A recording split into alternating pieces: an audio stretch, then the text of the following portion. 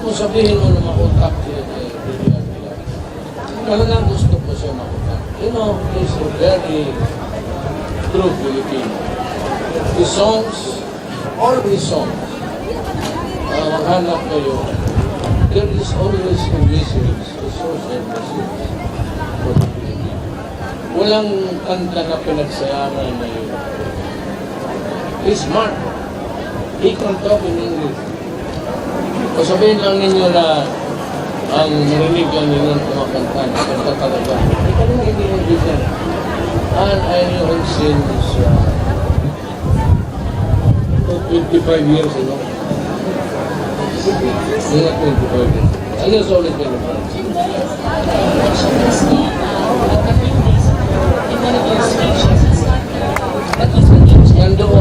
Nandoon siya.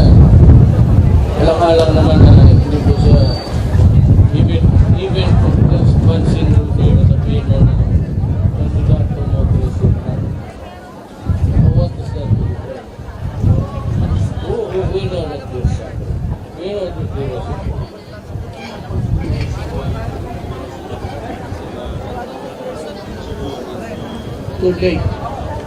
today they gave me the signal today. Actually,